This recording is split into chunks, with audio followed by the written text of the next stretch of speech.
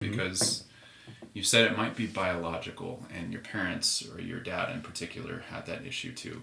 And I would push that a little bit further, because I'm of the belief that we are multi-layered beings, and our biology is like the densest layer of who we are. It's the layer of vibration that's vibrating the slowest, right? And we could be like, super spiritual is vibrating at the highest, right? And we come into this world with certain karma, I believe. We come in, we carry things over from our past life, or if you want to look at it biologically, your dad or maybe his dad or whatever had issues sleeping, and that was locked in his biology, was locked in his DNA.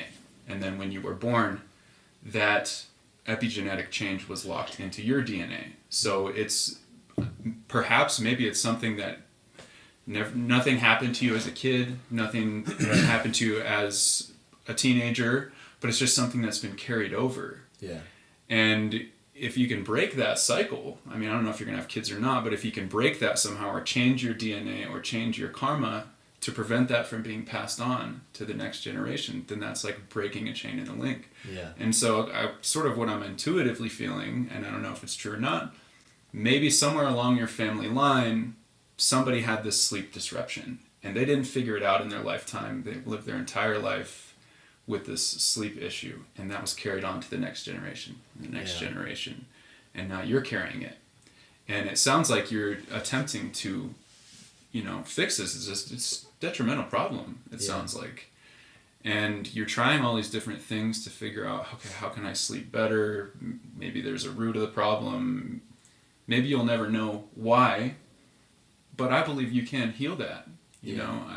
I don't know how, but you're trying to heal it. You're trying to get to the bottom of it, and I believe you can and will. And at least you found some relief with that pharmaceutical that helps you sleep some nights. But I'm curious if any of that resonates or what that makes you think. Well, it makes sense to me because the root doesn't feel clear. I'm like, there's something being passed on. I would, that feels right. Like, it doesn't feel like it's mine necessarily, because there isn't this obvious marker in my life. And I imagine it wasn't something that was looked at thoroughly by my dad or his past.